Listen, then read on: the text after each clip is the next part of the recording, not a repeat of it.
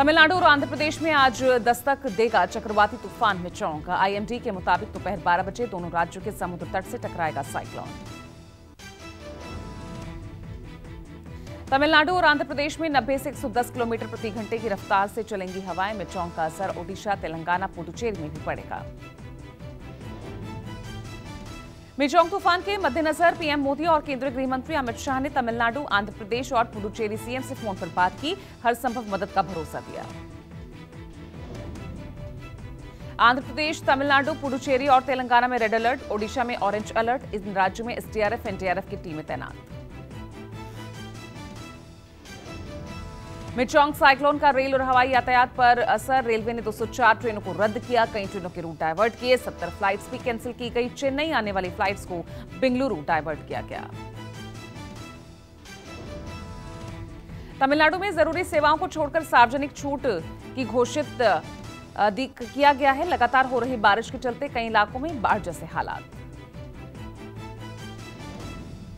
मिजोरम विधानसभा चुनाव में Joram people's movement की जीत। जेडपीएम ने आज बुलाई बैठक। राज्य की 40 में से जेडपीएम ने जीती 27 सीटें। मिजोरम विधानसभा चुनाव में सत्तारूढ़ मिजो नेशनल फ्रंट महज 10 सीटें ही जीत सकी। बीजेपी ने 2 और कांग्रेस महज 1 सीट ही जीत पाई। मिजोरम में जेडपीएम की जीत पर पीएम मोदी ने पार्टी अध्यक्ष लाल दुहुमा को बधाई दी। पीएम ने एक्स पर पोस्ट कर कहा, राज्य के विकास में हर संभव समर्थन देने का आश्वासन देता हूं। टीएमसी सांसद महुआ मोइत्रा की किस्मत का आज फैसला हो सकता है। कैश फॉर क्वेरी केस में एथिक्स कमेटी की रिपोर्ट पेश हो सकती है। टीएमसी सांसद की जा सकती है सदस्यता। 3 राज्यों में धमाकेदार जीत के बाद बीजेपी राष्ट्रीय महामंत्रियों की आज बैठक। शाम 5:30 बजे होने वाली इस बैठक में विधानसभा चुनावों के परिणाम पर चर्चा के साथ साथ 2024 की रणनीतियों को लेकर भी मंथन। मध्य प्रदेश में करारी शिकस्त पर प्रदेश कांग्रेस आज मंथन करेगी। पार्टी प्रदेश अध्यक्ष कमलनाथ ने सभी 230 प्रत्याशियों की भोपाल में बुलाई बैठक। कमलनाथ ने अपना इस्तीफा मांगे जाने संबंधी खबरों को बताया अफवाह। कहा, हार की समीक्षा रिपोर्ट लेकर पार्टी अध्यक्ष खड़गे और राहुल गांधी से मिलने दिल्ली जाऊंगा। राजस्थान में कांग्रेस विधायक दल की आज प्रदेश कार्यालय में बैठक। सुबह 11 बजे होने वाली इस बैठक में विधानसभा में नेता प्रतिपक्ष के नाम पर होगा मंथन। एमपी, छत्तीसगढ़ और राजस्थान विधानसभा चुनाव में करारी शिकस्त पर आज मंथन करेगी आम आदमी पार्टी। 200 सीटों पर चुनाव लड़ने वाली आपकी ज्यादातर सीटों पर जमानत जब्त। हरियाणा में आज से मुख्यमंत्री तीर्थ यात्रा योजना का होगा आगाज। सीएम मनोहर लाल खट्टर कुरुक्षेत्र से करेंगे योजना की शुरुआत। एमपी में बीजेपी की बंपर जीत पर कांग्रेस प्रदेश अध्यक्ष कमलनाथ ने दी बधाई। भोपाल में सीएम हाउस पहुंचकर मुख्यमंत्री शिवराज सिंह चौहान से की मुलाकात। राजस्थान में सीएम बनने की दौड़ में शामिल वसुंधरा राजे ने समर्थक विधायकों को डिनर पर बुलाया। नवनिर्वाचित 14 विधायक ही भोज में पहुंचे। वसुंधरा की डिनर डिप्लोमेसी का हिस्सा बने विधायकों ने कहा, सीएम बन जाए तो बेहतर, वैसे पार्टी हाईकमान जो फैसला लेगा हमें मंजूर होगा। तेलंगाना में नवनिर्वाचित कांग्रेस विधायकों की सोमवार को हुई बैठक। पार्टी अध्यक्ष मल्लिकार्जुन खड़गे को विधायक दल का नेता चुनने के लिए किया गया अधिकृत।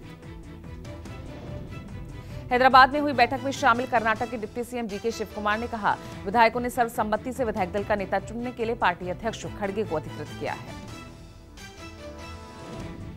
कांग्रेस के विधानसभा चुनावों में करारी शिकस्त पर सपा अध्यक्ष अखिलेश यादव ने साधा निशाना। कहा, नतीजों ने अहंकार को खत्म किया। इंडिया गठबंधन में अब बात फिर से शुरू होगी।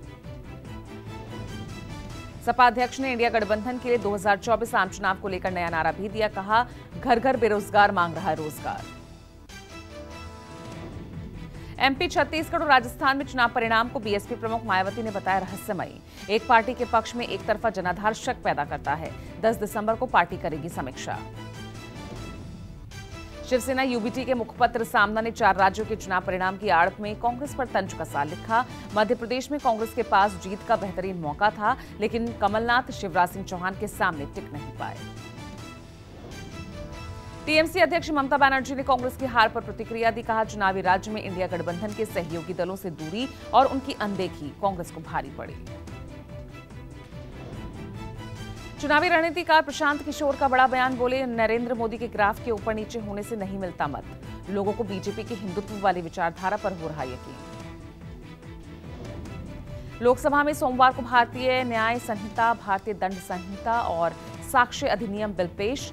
बहस के लिए 15 घंटे हुए निर्धारित। बिजनेस एडवाइजरी कमेटी की बैठक में मुख्य चुनाव आयुक्त और चुनाव आयुक्त की नियुक्ति बिल पर दोनों सदनों में होगी 3-3 घंटे चर्चा पर मुहर। कैशपुर क्वारी केस में फंसी टीएमसी सांसद महुआ मोइत्रा पर फैसले से पहले बहस की मांग। सोमवार को बिजनेस एडवाइजरी कमेटी की बैठक में विपक्ष ने उठाई मांग। सोमवार को शुरू हुए संसद के शीतकालीन सत्र के पहले दिन विपक्ष का हंगामा, महुआ मोइत्रा को लेकर सियासी महाभारत। बीएसपी सांसद दानिश अली ने बीजेपी सांसद रमेश विधूड़ी के खिलाफ प्रदर्शन किया। दानिश अली ने विधूड़ी के खिलाफ कार्रवाई की मांग को लेकर संसद परिसर में होर्डिंग पहनकर प्रदर्शन करते नजर आए। 5 राज्यों के विधानसभा चुनाव नतीजों से इंडिया गठबंधन दलों में जुबानी खींचतान पर कांग्रेस की हुई अहम बैठक। कांग्रेस नेता जयराम रमेश ने कहा, नतीजे निराशाजनक, लेकिन हम निराश नहीं। कांग्रेस अध्यक्ष मल्लिकार्जुन खड़गे ने 6 दिसंबर को बुलाई इंडिया गठबंधन की बैठक। 2024 आम चुनाव की तैयारियों को लेकर सहयोगी दलों से फिर चर्चा शुरू करेंगे। पश्चिम बंगाल सीएम और टीएमसी अध्यक्ष ममता बनर्जी ने 6 दिसंबर को प्रस्तावित बैठक से किनारा किया। कहा, बैठक के बारे में नहीं दी गई जानकारी। इंडिया गठबंधन में दरार से कांग्रेस का 2 टूक इनकार। पार्टी नेता प्रमोद तिवारी ने कहा, गठबंधन में कोई नाराजगी नहीं। दिल्ली के जंतर मंतर पर आज बिहार के सीएम नीतीश कुमार के खिलाफ धरना प्रदर्शन। हम अध्यक्ष और पूर्व सीएम जीतन राम मांझी देंगे धरना।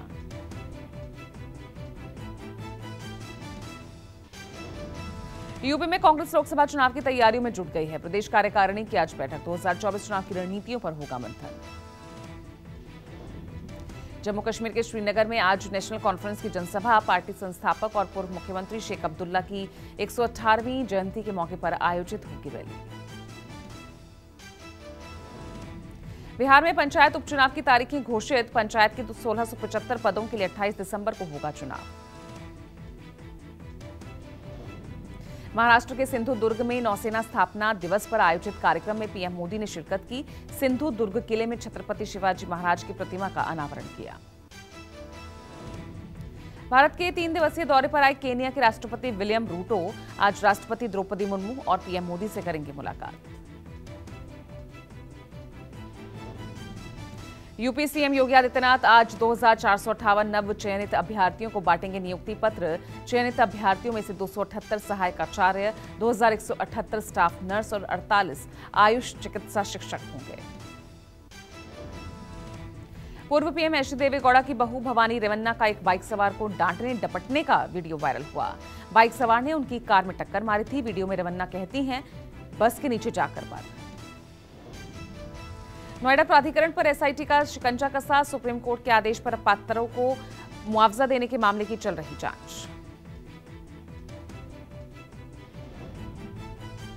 संसद के सोमवार से शुरू हुए शीतकालीन सत्र में लगे मोदी मोदी के नारे। स्पीकर के संसद में आसीन होने से पहले बीजेपी सांसदों ने पीएम मोदी का स्वागत किया।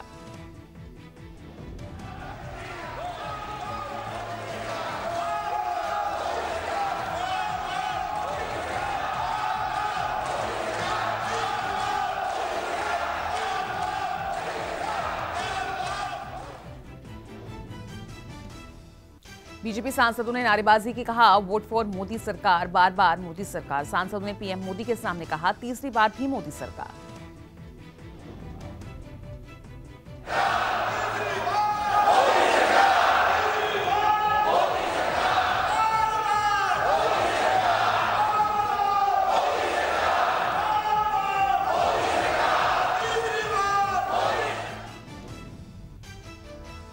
शीतकालीन सत्र से पहले मीडिया से मुखातिब हुए पीएम मोदी। कहा, राजनीतिक गर्मी तेजी से बढ़ रही है। 4 राज्यों में उत्साहवर्धक नतीजे आए।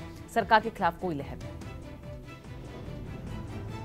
और बहुत धीमी गति से ठंड आ रही है, लेकिन राजनीतिक गर्मी बड़ी तेजी से बढ़ रही है। 4 राज्यों के चुनाव नतीजे आए हैं। बहुत ही उत्साहवर्धक परिणाम है। पीएम मोदी ने कहा, बीजेपी को सभी वर्गों का समर्थन मिला। हर जाति का वोट मिला। युवा, महिला, गरीब, किसान सभी वर्गों से समर्थन मिला। युवा, महिला, गरीब, किसान सभी साथ दिखे। पीएम मोदी ने विपक्ष को सलाह दी, देश ने नकारात्मकता को नकारा है, विपक्ष के लिए संसद में एक और मौका, सकारात्मकता लेकर आए विपक्ष। कृपा करके बाहर के पराजय का गुस्सा सदन में मत उतारना। हताशा निराशा होगी, आपके साथियों को आपका दम दिखाने के लिए कुछ न कुछ करना भी पड़ेगा। संजय राउत ने कहा, विधानसभा चुनावों के नतीजों के बावजूद इंडिया अलायंस मजबूत है। 6 दिसंबर को दिल्ली में इंडिया अलायंस की अहम बैठक। तो कल के निर्णय और निकाल के बाद भी इंडिया अलायंस मजबूती से खड़ी रही। 6 दिसंबर को इंडिया अलायंस की दिल्ली में महत्वपूर्ण बैठक कांग्रेस के अध्यक्ष खड़गे साहब के घर पे है। कांग्रेस के राष्ट्रीय अध्यक्ष मल्लिकार्जुन खड़गे ने कहा, हमने सभी दलों की बैठक बुलाई है, उस बैठक में निर्णय लेंगे कि क्या करना है। हम तो ऑल पार्टी के मीटिंग में जो डिसाइड होता क्या करना आज क्या नहीं करना, उसके लिए हम बैठ रहे अभी 10 o'clock, 8:45, sorry I am sorry 9:45, तो फिर उसके बाद जो भी हो। एआईएमआईएम ने पुराने हैदराबाद शहर पर कब्जा बरकरार रखा, 7 सीट पर जमाए रखा कब्जा। ओवैसी के छोटे भाई अकबरुद्दीन ओवैसी ने चंद्रायन गुट्टा सीट पर 81,660 मतों के अंतर से जीत दर्ज की। एआईएमआईएम के उम्मीदवारों ने 7 सीटों पर जीत हासिल की, चुनावों में 9 सीटों पर उतारे थे अपने उम्मीदवार।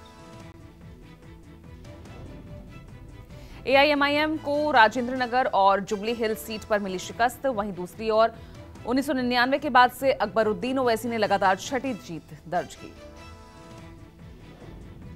तेलंगाना चुनाव में केसीआर मंत्रिमंडल के 6 मंत्रियों को मिली करारी शिकस्त। हारने वाले मंत्रियों में एर्राबेली दयाकर राव, पुवाडा अजय कुमार, इंद्रकरण रेड्डी शामिल। बिहार के सीएम नीतीश कुमार की तबियत को लेकर जीतन राम मांझी ने सवाल खड़े किए। सीएम की तबियत ठीक नहीं होने से 1 सप्ताह से किसी भी कार्यक्रम में हिस्सा नहीं ले रहे। मांझी ने एक्स पर पोस्ट किया, लिखा, पिछले 10 दिनों से मुख्यमंत्री नीतीश कुमार की तबियत खराब है, उनको कुछ हुआ भी है या सिर्फ उनके साथ राजनीतिक साजिश चल रही है। मांझी ने नीतीश के हेल्थ बुलेटिन जारी करने की मांग की, लिखा, नीतीश कुमार का हेल्थ बुलेटिन जारी होना चाहिए जिससे पता चले कि उनकी स्थिति कैसी है।